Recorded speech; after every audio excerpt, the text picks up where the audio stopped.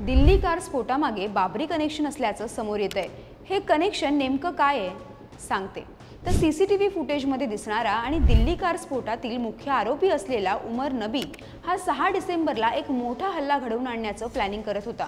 6 डिसेंबरच का, तर 32 वर्षांपूर्वी याच दिवशी म्हणजे 6 डिसेंबर 1992ला अयोध्येमध्ये बाबरी मशीद पाडण्यात आली होती। याच घटनेचा बदला म्हणून त्यानं 6 डिसेंबरला 6 वेगवेगळ्या ठिकाणी स्फोट घडवून आणण्याचा कट रचला होता। मात्र या दरम्यान फरीदाबाद पोलिसांनी 2900 किलो स्फोटकं जप्त केल्याचं आणि एका दहशतवादी मॉड्यूलचा पर्दाफाश केल्याचं जाहीर केलं। यामुळे उमर घाबरला होता।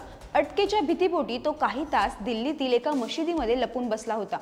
3 तास तिथं थांबल्यावर तो कार घेऊन तिथून निघाला आणि लाल किल्ला मेट्रो स्टेशन जवळ येताच त्यानं हा स्फोट घडवून आणला। तपासात असं समोर आलंय की या स्फोटामुळे खूप मोठ्या प्रमाणावर जीवितहानी आणि वित्तहानी झाली असती। मात्र vehicle born improvised explosive device हे पूर्णतः तयार झालेलं नव्हतं। त्या सर्किटमध्ये गोळ्या नीट असेंबल केलेल्या नव्हत्या। आता या कार स्फोटाच्या घटनेचे आणखी कोणकोणते धागेदोरे समोर येत आहेत ते पाहणंही महत्त्वाचं असणार आहे।